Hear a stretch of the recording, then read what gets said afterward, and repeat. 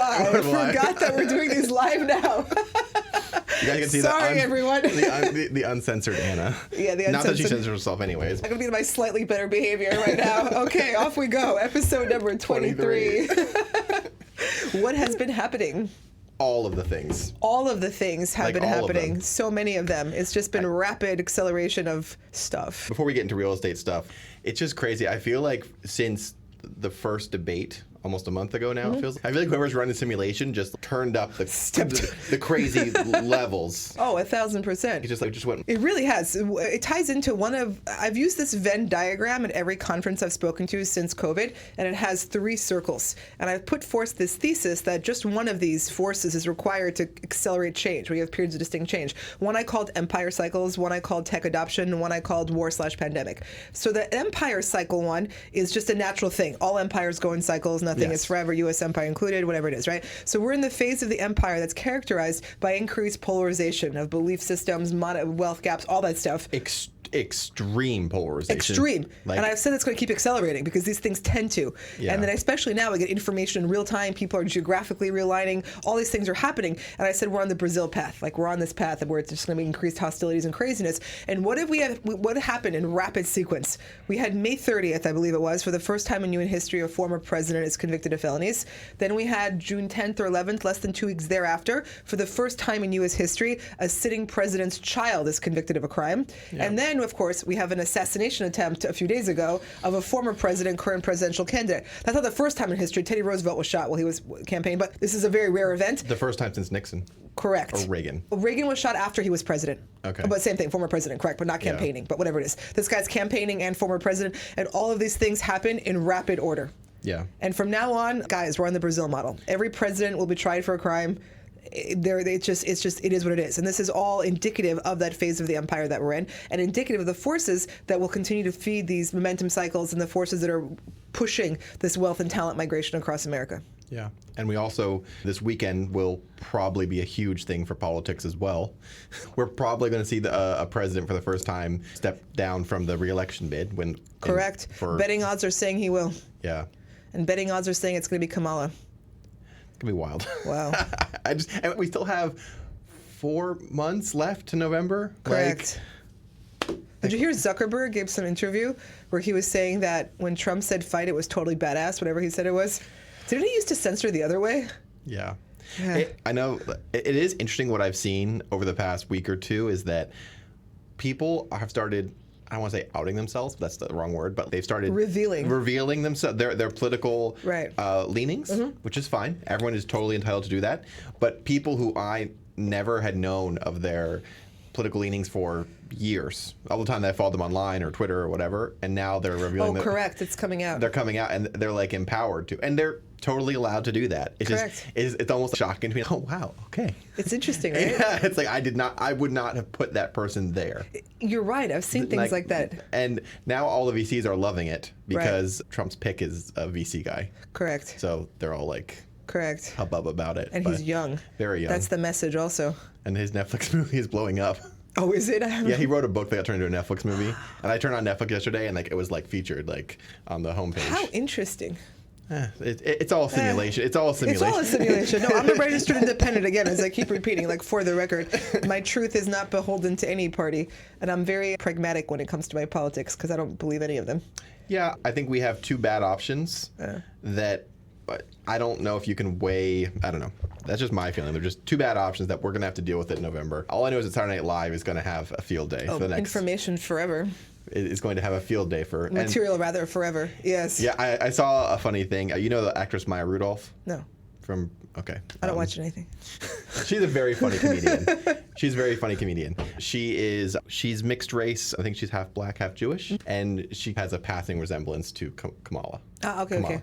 So they were saying that if all things pan out, Maya Rudolph's gonna be very rich. Okay, she'll have Saturday Night Live forever. She'll be that person. Anyways, it's very interesting. And then the whole Secret Service thing was really fascinating because there were not many rooftops in the area. It was not a dense area by any stretch of the imagination. That's just a hot mess, isn't it? And they have the chubby girl who can't holster her gun. Yeah, I don't know. Lady. I don't pretend to be any sort of expert at all, but like even I would have been like, that's the one of rooftops that is like, within the vicinity. Like I'll tell you this, as a person who, when I go to events and when I go to crowds, I tend to look at, because of all the things that have happened in my lifetime, I look at rooftops. I look at places where people could do things badly or bad things, and just looking at the spaces around it, I was like, yes. Just from a total layman. You're not considered one of the leading world experts in this. Definitely not. But I was just like, it's wild. Anyways, it's really crazy. Yeah. And that was when I read the math on it and the timing of the shot from that distance. That the shot was perfect before he turned his head. So he turned his head after it was taken, obviously. Yeah. Because the guy just had a whole sniper stand, and so that's one of those things. Wow, that could have gone so many ways. That was like a real fork in the road of course of events. Okay. I know you don't watch things, but I'd recommend anyone watch this. There is a movie. It's old. I think 2009 or so. It's called Vantage Point. And it is about the same thing. A president's campaigning and his assassination attempt. And what it does is it plays the same period of time 6 times from different points of view. Oh, wow. And every time the vantage point changes, you get more of the story. And the story at the end of the movie is completely different. And it only ever shows the same, like, 15 minutes. How interesting. The same time period. The same span of time, but replayed from different angles. The different angles. Oh, that's super cool. And it's funny because like after the 4th time of time rewinding, you're like, ugh. But then at the end, you're like, whoa, because it literally just, I don't know, it's called Vantage Point. It's very interesting. Yeah, no, it's interesting times. Whenever there are assassination attempts on presidents, I always think back to JFK, of course, and he wasn't the only one, but yeah, and then Eisenhower before him giving the military-industrial complex speech on his way out, and then I always wonder how much of a facade the two-party thing is, because the real power isn't that. So one thing that I think Biden made it very clear by his existence is that if that man occupies the seat of the president, the seat has no power by definition. Yeah. So obviously it's factions and factions, and he's just the figurehead who at this point can't even function as a figurehead.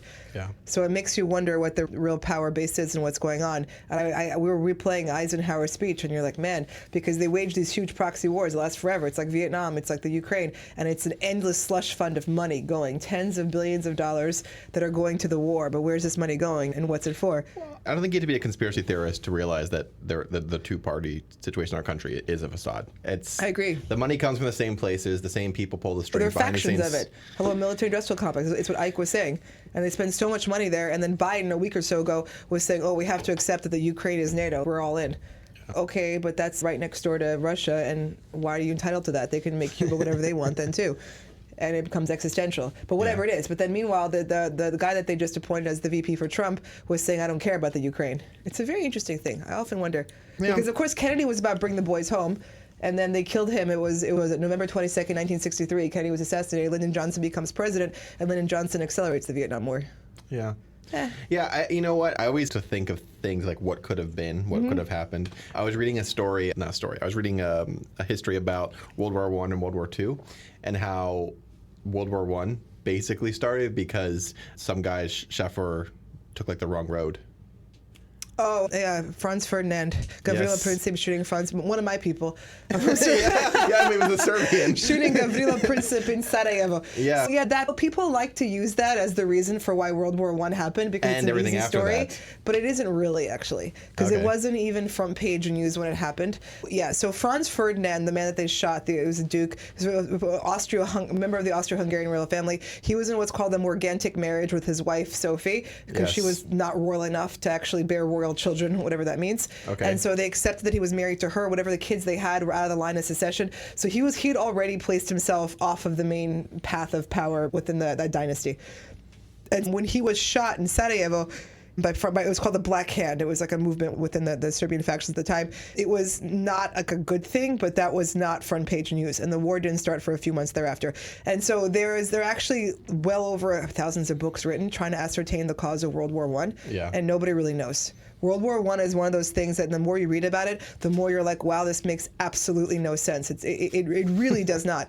You had World War I in many ways was Europe committing suicide. We're all actually living in that post, because Europe had this ascent right before that. Yeah. And really you had aging monarchs, for example, that were weak aging monarchs in place. Yeah. And like Austria-Hungary, for example, the leaders there. And they were all related. They were all related. And everyone was playing war games. And why that war happened, it's really crazy, because Europe went from the best of times to destroying itself. Yeah. And what they did in World War I with trench warfare, for example, they would slaughter hundreds of thousands of men on one weekend to gain like 6 meters, to gain nothing. Yeah. And then the argument that, if you send the kids of nobility, it'll end war is not true. The officers there died in higher proportions than the regular soldiers. It was insane. And one thing that I like to point out is how many years between World War II and World War I? Not many. 21. Yeah. It's the same war. All the men were dead.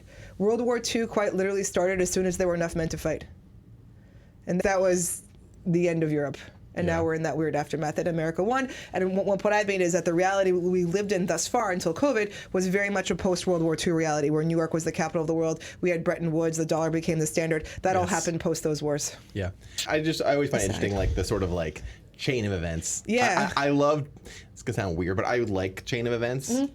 I think it's very interesting to look at it. For instance, this is off topic, but I like researching disasters, man-made ones, like planes or stuff. And it's always, it comes down to two things. Either, let's say it's an airplane. It's either mechanical failure or human greed. Right. Those are, you can break it down, or weather randomly sometimes. But almost every single time it comes down to basically human greed.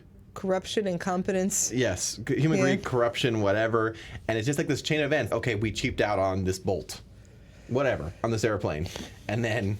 So it's like when the BBC asked me if the Champlain Towers here in Miami fell because of global warming. I said it was a trifecta of incompetence, corruption, and stupidity.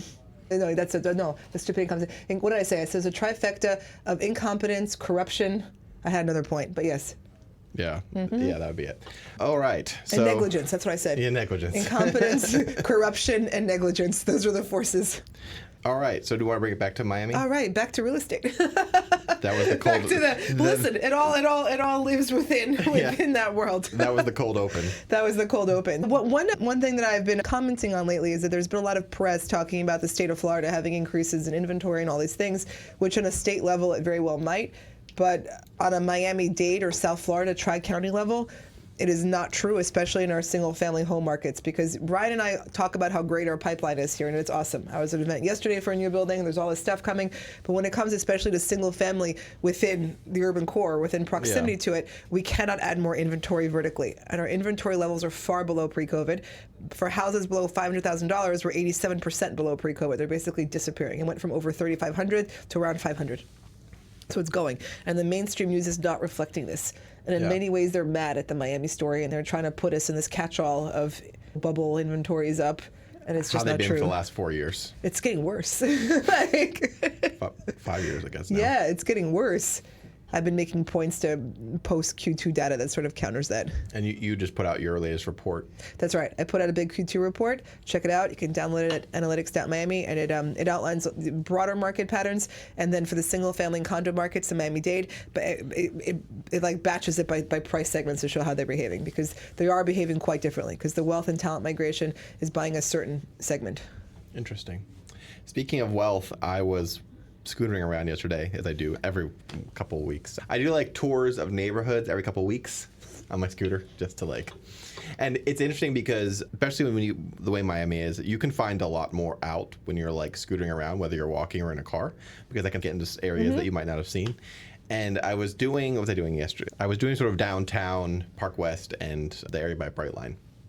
And I was looking around, and I was standing on 5th and 6th Street, and I posted photos from it. Standing on 5th and 6th Street right now is insane. There are so many projects going off right now that it almost boggles your brain. There's obviously Gale / Nativo that they're just finishing up. So, yeah. Beautiful project. Like the streetscape on that, I'm like, ugh. Came out nice. It's like orgasmic. Ugh, this is like how all streetscapes in Miami should be. Yep. Like, they have the little fountain, and they have the little coral rock. It's going to be so beautiful. They have and all lights. this stuff hasn't filled in yet. They're getting a bodega down there. Yeah. There's a little cafecito thing you get off the street. And it's so well done. Agreed. And also, I'm very happy that they linked it up to Miami World Center as far as the streetscape goes. So it's beautiful. Anyways, and then across the street, you have 2 more short-term friendly condos that are both being built. The Crosby is almost done, and 600 Miami World Center is about to come out of the ground. And then across the street, you have Downtown 6, which is a Mellow rental project. And then to the west of that, you have Ocan Tower, which is actually back in construction. I bring up this sort of area a lot because in that 1 block or 2 blocks, you have every sort of project type that exists. This is true. Except for actually affordable housing. Because you have Mellow, the Mellow Downtown District, which is attainable rentals. You have Nativo, which has normal condos, a hotel, and short-term condos. You have two condos, and then you have Ocon, which is ultra luxury with a hotel. So in that tiny area, you have all the product types in one small area. And they're all coming. And they're all I used to live at downtown Fifth. They're in for a world of pain because that's going to be under construction for 3 years. Yep. And then it's going to be like... And there's it's on one street, and it's a one-way street that you have to use because 5th and 6th are one-way streets. So you can't just avoid 6th Street. Right. You have to go around. It's going to be a hot mess, but when it's done... Transformation. It's going to be transformation. Speaking of transformation, Overtown is really popping off. Yes, they keep announcing things over there. The guy, Michael Simpkins, is his name? They just announced West 12th or something. West 12th, I think. And it's a luxury product over the tracks. Like literally over the tracks. Literally over the proverbial literal train. Yeah, literal tracks. Literal train tracks. I don't think Overtown has ever seen a luxury condo before. No. Like ever. No. And the fact that it's PMG and Michael, whatever his last name is, that's a big deal. That is a big deal. And I think they just started selling it. And those are going to be small units. Yeah, those are micro. That's right. Yeah. But it's over there. It's over the tracks, which is something. It's pretty awesome. Something else over the tracks is you have Block 55. That is the Target and Aldi and the senior housing. That is getting very close to finalize construction. And on the other side of that, you have Block 45, which is on the other side, like where the Publix is there. That's another 45-story mixed income building. What else is happening over there? There's, the Hub Residences. They're demolishing the shell of the building that was there since 2008. It's going to be another short-term friendly condo. And like I said, these are all over the tracks on the other side. It's pretty cool. Yeah, the tracks have proven to be a metaphorical wall for the last 20 years, right. as far as development goes. As train tracks often are. Yeah. So that's the expression. Yeah. So the wrong side of the tracks is getting... So the fact that there's actually things happening over there is quite impressive. Yep. And then also in Overtown, on the western side of it, where David Beckham wanted to build his stadium, they're bringing like 1,200 units there. And like a whole project of the Moss brothers are involved in that. Awesome. But there's a lot happening, and it's good to see that the core is still building up. There's so much happening in the core. I could spend another 20 minutes going over it, but the fact that it's starting to expand out. Past west. West is good because there's so much. I said I scoot around these neighborhoods, and I'm still amazed that there are like single-story family homes within walking distance of a metro station. Yep. That is insane. That is insane. With chickens in the streets sometimes. Chickens in the streets. And like... That was the expression, buy while there's blood in the street. You could say, buy while the chickens are still in the street, while the chickens are still in the street. Yeah. Before it gets too cleaned up when the chickens are gone. Now, there's still time. Yeah, it's true. It's still early days. The chickens are still there. Speaking of new projects, talk about Rock. Oh, yeah. So I was at the launch announcement party for Rock 14. This is a Crescent Heights project that I believe they'll start construction next year and get done in 2027. Okay. So they had that little preview over at 601 Miami at the event space there. That was the first event held at 601 Miami. Nice. And it's going to be 31 floors, 230, 40, 50 units, something like this, starting at 400 some square feet. Studios to twos, starting at $495,000. Short-term rental friendly. High ceilings, I know, throughout. That was one of the points they made. And no parking. Correct. Yep. And a lot of storage on site. That's a plan, to build over 20,000 square feet of storage. Okay. But not for the building necessarily, but storage. It's funny. It's funny. I sent you a photo and I felt really dumb. I was like trying to figure out why it was called Rock. They had this whole rock thing. And then I opened up the picture and the parking, not the parking, but the podium is like literally a boulder. And I was just like, I felt so dumb. Yeah. That's an exciting project. Yeah, it should be cool. Yeah. And it's nice. It's in my neighborhood. It's across the street from the new Paddle X. And there isn't a ton. Every building in that neighborhood that's nearby is all multifamily. This is the first condo. Right. The building I live in, Canvas, is a condo, but it's a little further north. But everything that's right there is multifamily. So this is that tells me something. Correct. Yep, exactly right. Yeah. You know what I've always said? This is something I've always said. If I was a developer, I would follow Mellow around. Yeah. Because Mellow's MOA, Oh, no, is that What is that? I need Mo. Mo. Sorry. This needs some more caffeine. Those are good. And they go into neighborhoods no one else will touch at that point. They're the vanguard. They're going there. Yeah, the neighborhoods could be dirt and chickens, and they will build it, and they did that. My neighborhood, the Omni, Arts and Entertainment, whatever it is, in 2016, it was dirt. There was nothing there. Right. And now Mellow has 4 or 5 towers in that neighborhood. And Canvas is there now. Crescent Heights is going to build that project. And there's a couple other projects that are in that neighborhood. But Mellow basically always goes first. They have some algo that tells them. Yes. But yeah, the rock will be fun. And we'll visit that construction site. That'll be fun. Yeah, we'll see it come up. I'll be able to watch it be built. That'll be great. You'll like this one. CNBC rated... The hottest economy. The best. The best. The best, actually, yes, in America. Yeah. That's shocking, everyone. I'm just saying. With all of these lists and stuff, there's always an angle. Someone always has an agenda. No, I know. But the fact that it's even there is impressive. Correct. Because we've had this conversation for years, I feel like, that Florida definitely does have its backward ways, and we have our drama and dysfunctional. But there are bright spots. The Journal had an article earlier this year that 4 of the 10 hottest job markets were in the state of Florida. Yeah. It was like Tampa, Orlando, Miami, whatever it was for. Jacksonville was for. Yeah. But yeah, what they say here, they said new business applications. So the city of Miami has the highest per capita for a city of over 500,000 people for new business filings. Yeah, 9%, up 9%. GDP increased 5%, and the state added 240,000 jobs. Yep. Which is really impressive. Yep. Those are all positive things. Speaking of impressive, I was posting about this last night. I was once again scooting around, and I was by Brightline, and I was looking at Brightline. And Brightline's great. Brightline is. Oh, you took it to Orlando. Yeah. We'll talk about that in a minute. But when I moved here in 2017, Brightline was very much, the narrative around it was that it was a boondoggle. Like that was just the universally sort of accepted thing. They're building a train to nowhere. People in Florida don't use trains. And in here somewhere, here it is. This is the story that I want to talk about. Brightline is going to increase their seat capacity 75%. Wow. It looks like this year. Yeah, almost double. The next year. And the fact that they have to do... That's awesome. And they also had to, because they recently did the Orlando connection, and they had to, that is so popular, they had to focus on that versus West Palm Beach and Fort Lauderdale. But they actually, the president of Brightline actually went to Tri-Rail and said, hey, we aren't going to be able to serve these short-term people, so you guys need to do an express service. So Tri-Rail, on July 1st, started an express service that goes from Miami to West Palm Beach for $5, and it stops, I think, West Palm Beach, Boca, and Miami. That's awesome. And it still takes longer than Brightline. It's not quite as nice, but it's $5. Yeah, $5 or so. That's awesome. That's a really big deal that they actually, I don't know, just the interlinking there was very... It's fantastic. Yeah. And progress. Yeah, and where did it say? Oh, in May, the long haul ridership was 136,000, the highest ever since service to Orlando launched. Amazing. How was your trip to Orlando on it? Super awesome.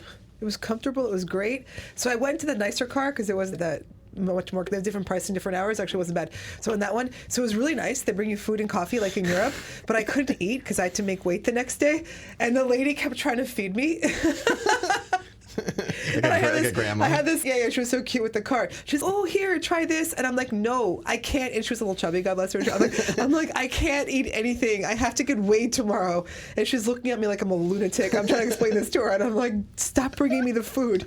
And the boy sitting next to me is this young kid. He's 15 from El Salvador. He was like, ¿Por qué? He's like, why can't you eat? And I'm like, oh, God, everyone, take the food away from me. I can't eat. Yeah. But it was awesome. Nice. Brightline is fantastic. I love Brightline. When I get on Brightline, I feel in my head, I think this is what the golden age of... That's what I was thinking, correct. Must have they felt brought like the little food. They had the coffee. I had a coffee. So I drank coffee. They had desserts. They had all these things. It was really nice. Yeah. It was wonderful. It's just like when you walk in, the station is scented. Yes. Like, it's people like, smile. They're helpful. Who are these people? Where do they find them? It's great.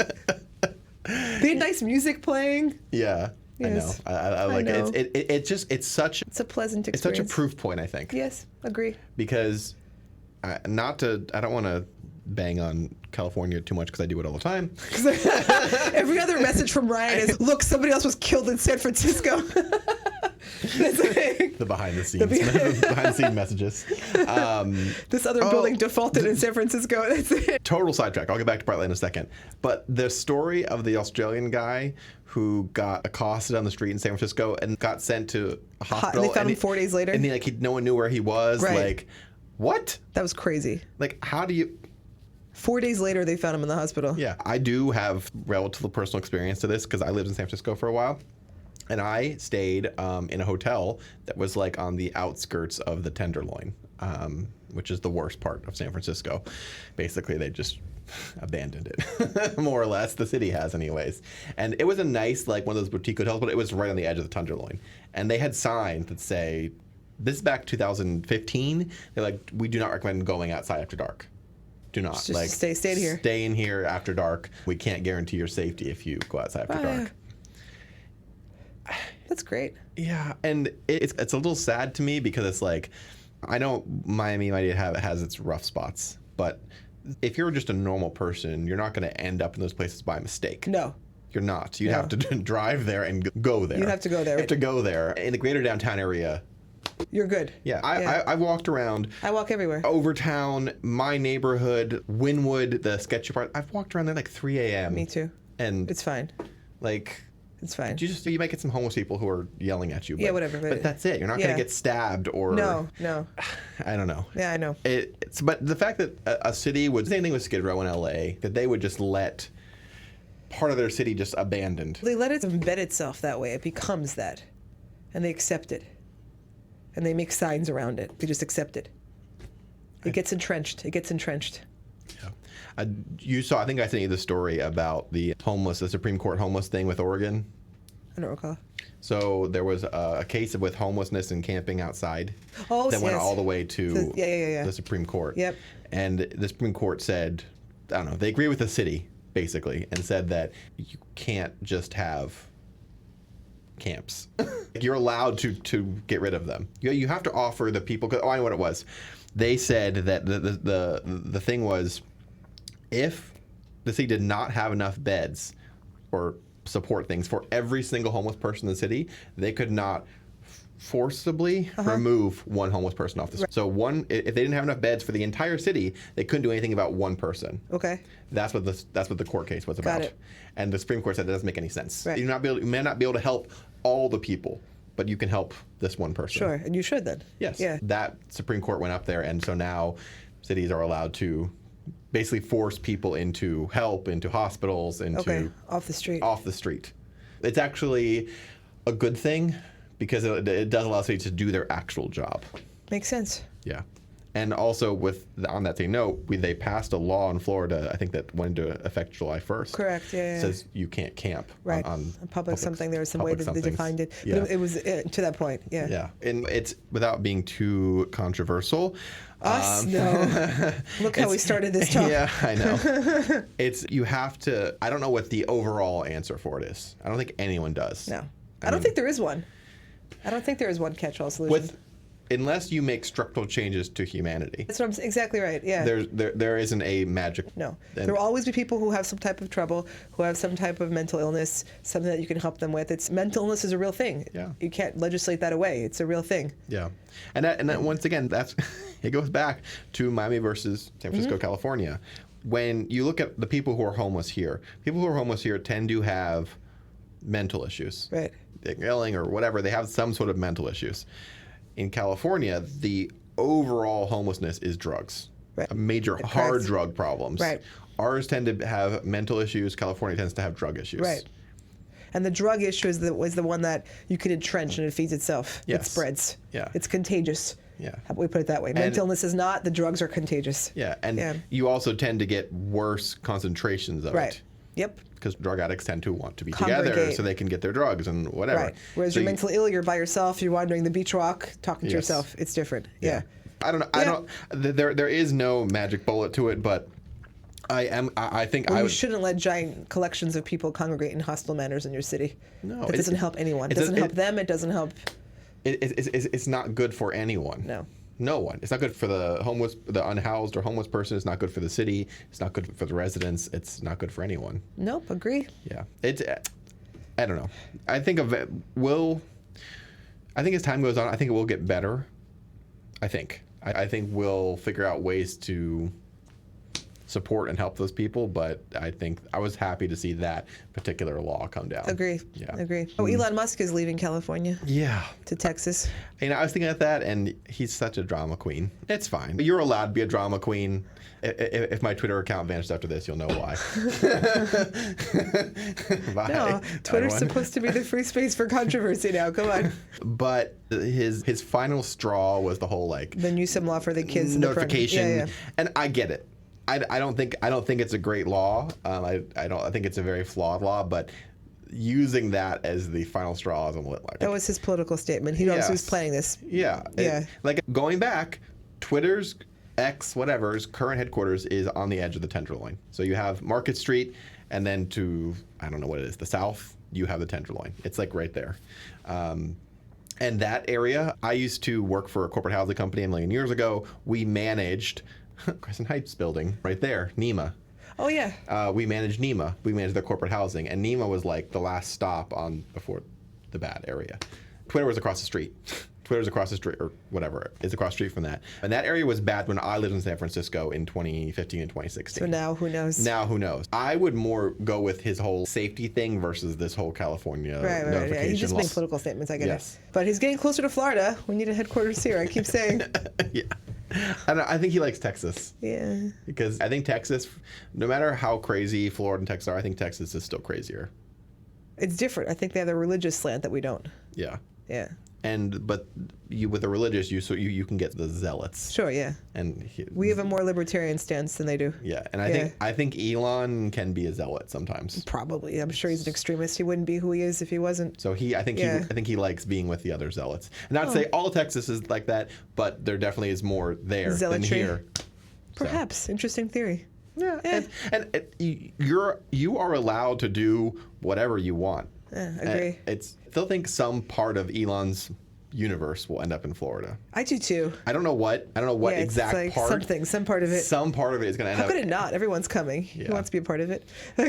And we like our branded projects here. Yes, we do. So let's see. Wouldn't that be fun? So I think, I'm not saying we're going to have the what tower, but we could. Maybe. Yeah. That'd be cool. Oh, speaking of branded towers. I said it to you. I was scooting around Edgewater, and they have the wrap up for the L residences. That's so weird. Like Elle Magazine, guys. Elle Magazine. Who are they marketing to? OnlyFans girls? I don't understand. It was just funny, seeing the wrap up, and I was like, I get the car branding, but yes. Elle? How do you market this to men? You're not going to. But who has money? Not to be sexist. Let me stop. You're really gonna get canceled. But yeah, I don't know. That seems like the joke I made is I can't wait for the In Fisherman Tower. Oh, I went to Bentley the other week to check that out. Oh, how was the Bentley residences. That was pretty cool. So I had a talk with Gil about how that elevator is different than the Dieservator at Porsche Tower. Okay. So this one apparently accommodates more cars. I think I'm gonna get this wrong, but Porsche is 2 or 3 cars. I always forget. And this one's 4 or 5. Okay. And then he was commenting on how they've improved it, how it can be enclosed in fire if the car explodes within 2 hours, all these safety things that were put in. It's the advanced version of the Dieservator that was in the Porsche Tower. So it's pretty cool. It was a cool event. Pretty cool building. How is it where are they in the progress of building the Bentley Tower? It's broken ground. Okay. Yep. And he says they're 40% sold. The floor plans are not that huge inside. It was 2,500, 3,000 square feet, and they have huge outdoor, and they have this metal mesh, not mesh, but some type of lattice thing that goes on the outside that cuts the wind, and he has huge outdoor space that's made usable. Oh, like the balconies. Yeah, it's really cool. Actually, it's well done. That's cool. It's a cool project. Because it's waterfront, so you're going to get tons of. And so he has huge square footage outside that's protected by this metal mesh, whatever he called it. It's pretty cool. I saw your picture with the... Oh, the McLaren. That was his car. Yeah. That was his car? Yes. I think he just brought out his car collection. I don't even know. There were all these fancy cars there. And I'm not even a car person, but that was a hot car. Yeah. And he presses the button, and then it comes up. It was neat. I got a kick out of that. Oh, boy. Speaking of developers with some insane stuff, there was the case The guy that the one committed killed. suicide after trying to stage a hit in his wife. And Yeah, talk about a Miami telenovela. I couldn't believe it. Apparently and allegedly, he tried to. Apparently and allegedly, that's the new phrase. He tried to have a hitman get her. Yeah. He tried to poison her. Tried to run over with a car. Divorce is not enough. She'll get his money then. I think is that she it? said she wanted half. Oh, so he had to kill her. Yes. Remember the old awful Chris Rock jokes about this? No. Oh, okay. Oh boy. This is on Twitter. It's fine. But Chris Rock said it, not me. Okay. So this is back in the day from the OJ trial, and then Chris Rock had all these skits about it, and he had this one stand-up. Is this on Bigger and Blacker? I forgot. It was one of his things back then. You can Google it. It's all there. I'm not making this up. It's Chris Rock, not me. And he had this whole thing about how Nicole Brown was having a thing with that guy who was also killed. I'm forgetting his name right now, but it doesn't matter. Anyway, so they were saying that he was seen driving the Ferrari that OJ gave her. Okay. And then Chris Brown had all these awful jokes after that, right? He had this whole thing where it's like, I don't have a Ferrari, but some man is driving my Pinto, and he had some awful jokes. But then he was talking about divorce in this context, right? Yeah. And he was like, listen, man, you're already rich. You're going to be rich. Let her have half and leave. And then you got 40,000 and she wants half. Then you got to live with your mama, and then you have to kill her. But it sounds like this guy could be rich even if he divorced his wife. The crazy thing is that Florida isn't even a community property state. Yes, I know. So it's like when you go through the courts in Florida, it pretty much ends up being the right person ends up with the money. It's not one of those. Yeah, right. But the fact that it was like, I read the Real Deal thing on it, and it was like a literal telenovela script. Yeah. And I was just I like, was like, whoa. What? And you know that There's if he... like poison, hitmen. Yeah, if he killed himself, he did it. He did it for sure. Yes. Like, still allegedly, but he for did sure, it. For sure. For sure he did it. That was incredible. Yeah, and he was like, I don't know, they said he was like the Hispanic Lennar. Oh, yeah. That's how they referred to him. So he's building at scale, doing. Yeah, he was doing a ton of stuff. So that was just wild. I cannot wait to see. That's crazy what people do. I don't know. I don't really do relationships. But I don't know. I can't fathom being in that situation. No, me neither. Because first of all, if someone was trying to hitman me or kill me, I don't know. I'd be like, okay, what? It's not, the money isn't worth it. Okay, like, fine. Bye. Like, I don't get it. It's very strange. Yeah. Maybe it was one of those cases where he was like, if she doesn't want me, nobody can have her. No, it didn't sound. It sounded like he was just money grubbing. That's even worse. He didn't want her to have any of the money. That's what I got from the story, anyways. Yeah. And then he killed himself. Yeah. During it was an FBI raid. Maybe he was in debt and was hiding it. So those people commit suicide when they're going broke. I think he was very successful. Yeah, that's what it seemed like. Who knows? That's even, yeah.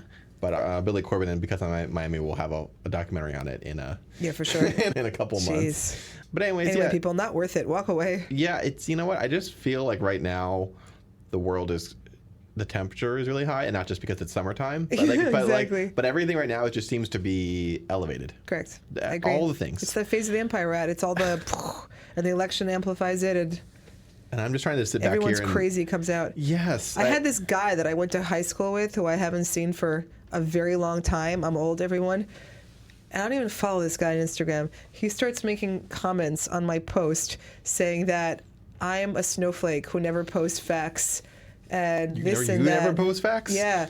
That, I know one thing. You like your facts. He says there's no fact checking on my Instagram, and I'm such a snowflake. I can't do this. I can't do that. Was he left leaning? I'm like, huh? Was he left leaning?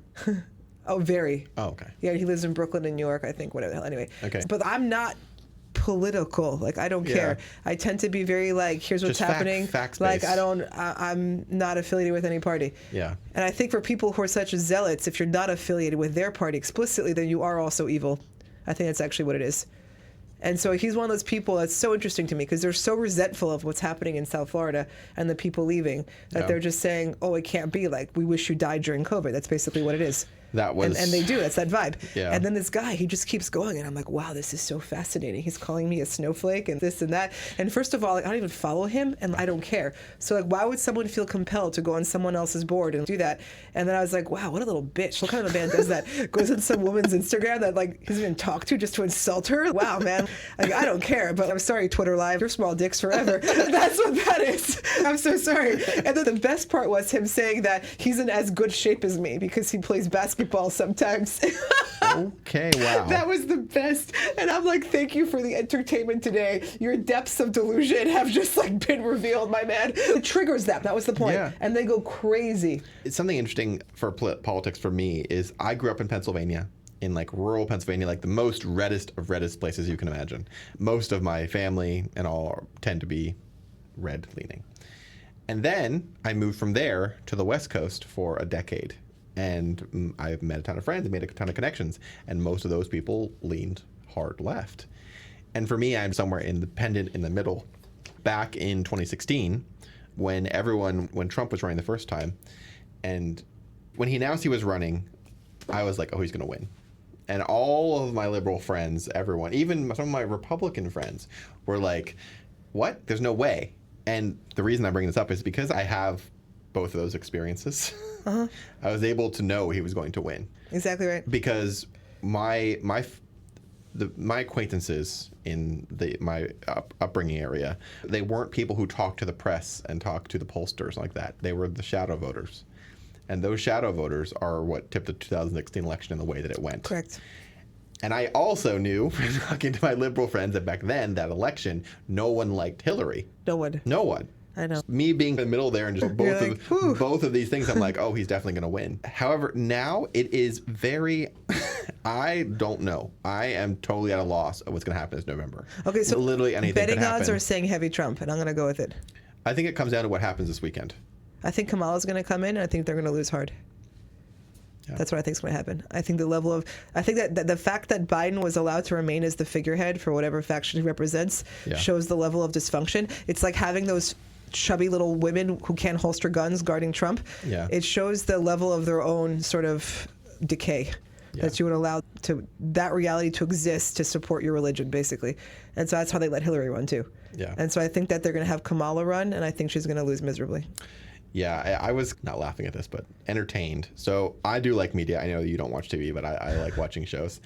And I'm telling you, the last 3 weeks have felt like the worst crossover between Scandal, House of Cards, and The Boys. The Boys. Okay. So the Scandal, if you guys don't know, it was Kerry Washington. She was a fixer in Washington, based on a real person, actually.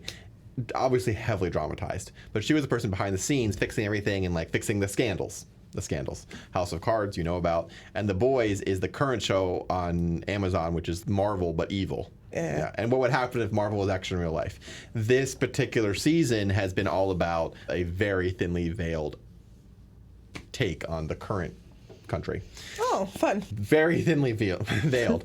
But what I'm saying is all the plots of those shows like combined in the past. Yeah. So much so that the last episode of The Boys, which aired last night, Amazon had to put a warning on because it featured literally an assassination attempt. To watch that. And this was filmed like a year ago. Wow. But it literally aired a week afterwards. Wow. But anyways, the last 2 weeks has felt like that to me, and I don't like politics, but I've been glued to Twitter. Me too. I look at it on Twitter. Which Elon is probably loving at this moment. Right. I'm sure the analytics are like, woo. Yeah, exactly. But yeah, it's been a lot. And I'll wrap it up with this. The thing that I'm the most excited about with this entire election is where I live. Agree. Because, I'm segueing back to this because what happens to the rest of the country does not affect Miami to the extent that it affects the rest of the country. Correct. And that makes me so happy. We're like this little enclave. A little enclave. It's great. And it'll still affect us as everything does, but the effects are muted. Agree. And that is my take on the 2024 election. I agree, 1,000%. I'm happy to be in Miami. And anything else you want to share? Well, that's it. Next week I'm speaking at Rock the Market at the Hard Rock Hotel. How many people? I don't know, like 2,000, 2,500. Oop. I don't know my topic yet. They don't tell me these things until like a little bit. They don't tell you the topic? I have to ask. It's like they forget to tell me. And they're going to say something like predicting the future, like no pressure, and I got to make something up. But no, it's going to be great. I'm excited. Just ask ChatGPT. Predict the future of Miami. You should do that. You should use that as like your opening. I should. You should have a thing that ChatGPT. Yes. But then you say the actual part. Oh, I like that idea. That's fun. We'll see what my topic is. Maybe I will. Cool. Coolness. All right. Thank you guys for watching. Thank you guys. And stay safe out there with all of this. Thanks. You guys stop streaming. Yay! Before I say something else That embarrassing. Stop recording.